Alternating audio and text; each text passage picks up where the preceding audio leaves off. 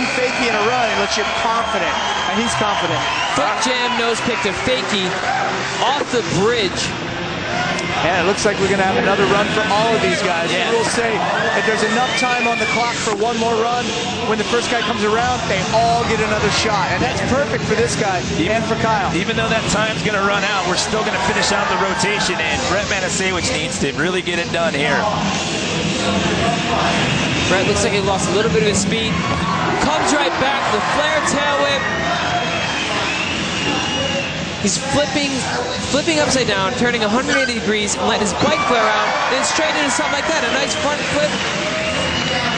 And it's not going to be enough to get him into that next round, but you know, you also care what place you end up, period. So you might as well throw down. Exactly. He looked a little lost at the end of that run, but again, this is only his second year competing at the X Games. He just missed the podium by one spot last year. He's only 16 years old. Remember that name, Brett Manasewicz. You'll be hearing it a lot years He's going to get better and better. He's got his own private skate park now called The Kitchen, which ironically isn't far from the bakery in Chicago. Brian, I think they provide pastries for the bakery. Yeah, that's Hold on. Oh, yes! That was a massive flip. He did that at our local park. Big giant flip, 90 over the hip. A lot of draws with Jock. Now let's take another look at this. Look how high he's boosting, sitting back, and nice slow flip. Landed a little low. Look at that. Gary just riding like Gary rides. With a feeble grind. Clean. Feeble grinds, and your back peg is on the coping, the front wheel is up on the surface. Look at that. High-speed manual. Up on that carport. Hung up a little bit, but it didn't seem to affect him. He just maintains his speed no matter what. Him and Dennis, San Diego locals, let's just say that they know how to ride their bikes in San Diego. Look at that, downside side peg grind up on that plexiglass bridge. Casual downside grind, way above the cement.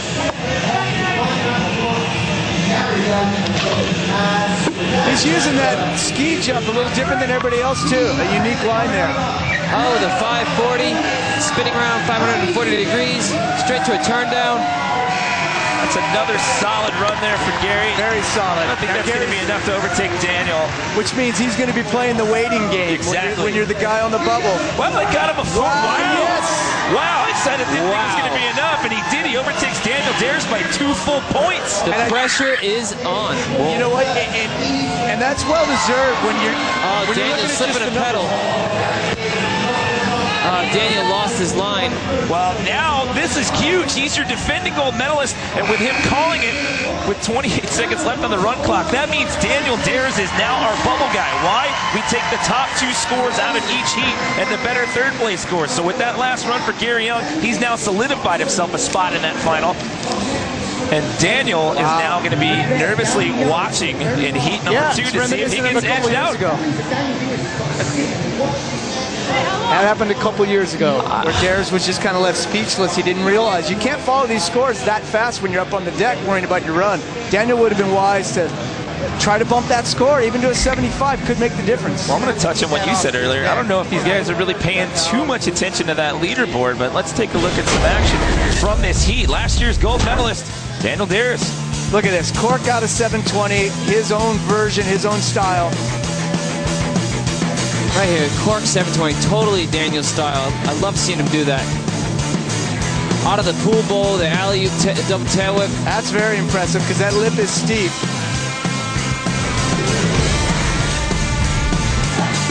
And this guy just kills it. This is one of my favorite tricks. Foot jam nose pick to Fakey. Fakey meaning you're coming back in backwards. And could you do that flip any cleaner? And then, hey, maybe I'll do it up on that bridge while I'm at it. Yeah. Dennis Anderson showing people how to be carefree and tear it up at the same time.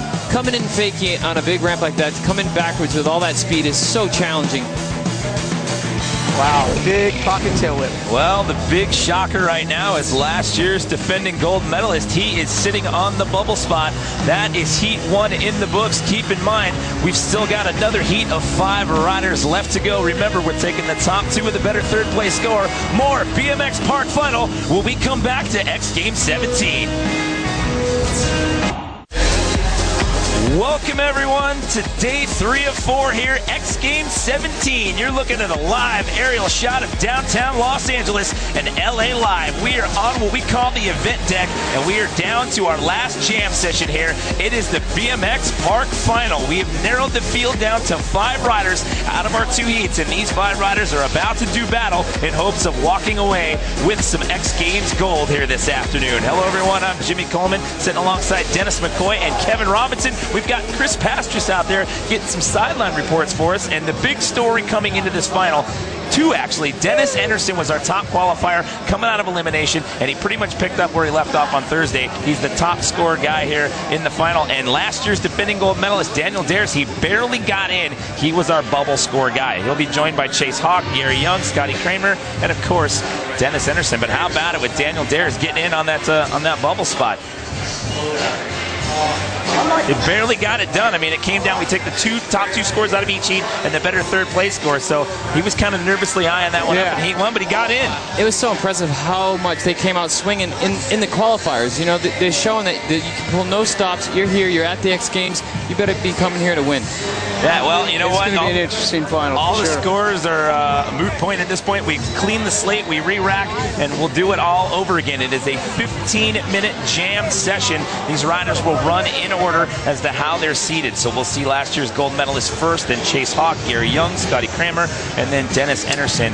It's a 40-second max run clock. You run in order. Ride to you fall or until 40 seconds has elapsed. The best possible score you can earn is a 50. It's the 2 best run scores total together that'll hopefully have you on that podium here for X Games 17. And here we go. We are in. Started off with last year's gold medalist. This is Daniel Dares. Daniel with a big double tail whip coming out swinging out of the pool bowl. And big was the key point. He seemed to hit that with a little more speed and boost it a little higher. And that'll help you maintain your speed to the rest of your run. Oh, man! Double tail whip straight into the flare. He wasn't lying. He's saving some for the final. Save some energy, save some of his big tricks. You know, and you also got to consider the wow factor. You know, you come out, you kind of hold back a little bit, then you come out for your finals run with energy like this. Mark 7 over the gap. That's a solid run. Daniel Dares has made his mark. Did he take his hands off on that? It looked like he got his hands off. He is here to compete. Oh, it looked like one of them came off. And right out there right now, Chase Hawk, he's just going to attack this thing at high speed. What a massive line. Now, we talked about this in the elimination rounds. Some of these guys have a big arsenal of tricks, and then again, a guy like Chase here, he's known for his style and his flow, and that's obviously paying off for him because here he is in the final. Chuck Milhander up into the ski jump, pumps around the bowl corners and gets some more speed. Now Daniel's posted a 35. That's a solid score, but it's far from the 40 that some of the guys were posting in earlier rounds. So huge alley-oop. Alley-oop meaning you kind of drift backwards, you kind of travel backwards through the air. Well, we're about to see another one of these style and flow guys with Gary Young. Watch how fast this guy propels himself through these corners and these pockets. Nice bar transfer in. That's a cool line. That is a very cool line. A peg grind right into the transfer off the carport. Mandel on the same line, coming into a little bit of trouble there. The alley-oop backs up. The tail whip out of the tombstone. Gary's looking like he's lost a lot of his speed. Yeah, this isn't his best, but the downside peg grind. Gary have to call it. Hey, it's a 4-run format. If you're going to fall, he was falling on a run that wasn't quite up to his standards to begin with, so. And he still has 3 runs left. He's got time. Gary has the energy to come back out and maintain the same energy level. Yeah, the key factor is your best 2 runs, and with 12 and a half to go on the clock, plenty of time left. And here you go with Scotty Kramer. Scotty, the double tail whip transfer up onto the carport. Wow, look at big transfer line. Look at the speed that he's maintaining. He's definitely up the ante with his intensity from what we saw out of Heat 1 from him. And that was a big trick. Backflip tail whip into the pump up. He landed big basically flat with no transition. And look, he maintains his speed. He goes right back into his run. The impressive thing to me was what he did before the whip flip. He did a high-speed bar spin, bunny hopping into that bowl. That's fast, and it's a it's a gnarly tight landing. To hit that as clean as he did and go right into this. Look at that. That's a big line. He just slipped the pedals there, but he touched down, so he keeps the run going. And he got his energy back quick. He got his speed back really quick. And no fault of his, really. I mean, there's just nothing to land on there. This is Dennis Henderson. Manual, tuck no-hander in. Whip down that. That's the challenge with a course like this. When you can falter a little bit, you can land a little low, and if you can get right back into your line and get your speed going again, that's what it requires for a course like this, and to put together a winning run. And he's not even halfway through the run yet, but I feel like we're going to be seeing the leader. Oh, the tail around the pocket. Yeah. He's just there it is. Looks like he's Jim really enjoyed himself. Those are perfect. He's made every single one. Well, right into a tail whip. Looks like full pole, uses all his time right to the buzzer. He's going to be the leader there, and he's led from Gary Young showing the appreciation of a good run from Dennis. Well, the best possible run score you can get is a 50. He gets a 40, so he's picking up right where he left off from round one. I want to know how everybody thinks about this contest. Tweet us at X Games or tweet me at KRobBMX. No-handed 3 down the ski jump. No foot can the late whip. Wow! That's one of the bigger tricks. Out of the pool bowl, a steep transition. Man, and a huge 720. He's halfway through. Daniel so far, his theory is working. Well, he had a little bit of a scare being on the bubble going into this, and he says, you know what, I'm not wasting any time this time around. He wants another gold medal. Look, out of the pool ball, the big alley-oop, double tail whip, out of that steep transition. That is such a challenge. That's going to be a big score. He's got a first run score of a 35, and he gets a 40. So that's a big run there for Daniel Dares as we bring back in Chase Hawk. Daniel Dares is back. Well, if this keeps up, there's going to be an all-out battle between him and Dennis Henderson. Chase nailing that man in the line, high speed. See me closing right into the high speed ice pick grind. Between just your back peg is on the coping. They showed a lot of control. Those are considered like flow type moves. And you do it and go into something that big, this is what people like to see. But he did quit really early and didn't have enough tricks, so. You know, the speed they have to maintain, the energy level they have to have, all while doing these tricks. You know, it's like running a 100-yard dash through an obstacle course. Yeah! That's a shame. That's a shame for him to mess it up.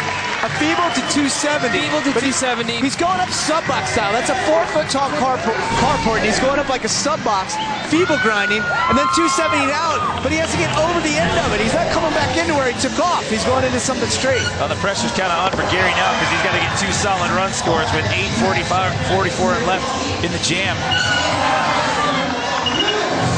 Up on the manual pad. Watch this. Bar spin in. That's very impressive. Right into it. Backflip, tail whip, landing smooth. Maintain his speed that time. That landing is tiny. Landing smooth on a wooden, like about a 2-foot transition. 12 seconds to go. Again, I hate to keep saying if he can maintain, but we're seeing a lot of guys just run out of energy, run out of lines.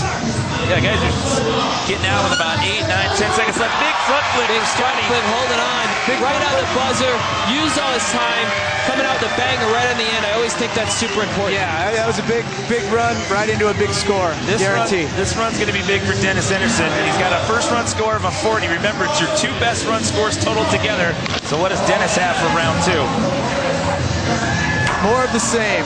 High speed, flowing, big tricks, and not afraid to work in a little of everything. Big bar spin to X up. You don't see people going that high. Not going that. That's what I love seeing. That I love seeing people utilize the big ramps. Flip whip. That's ridiculous. Over that chunk. That is amazing. That's ridiculous. And look at that. That's what I'm talking about. Tech lip tricks in the run, still finds a way to keep the speed and get going again. This is what BMX is about. And he did that right now. And he did that out of a flip whip. Out of a flip whip. If you're watching at home, the 2 clocks in the upper right-hand corner of your screen. The one in white, that's how much time we have left in the jam session. The one in yellow, that is the run clock. And there you go, 41. 41, and Dares is going to pass on his run. Does he have the mechanical difficulty? Is he winded? I have no idea. This is not the time to be passing on your run.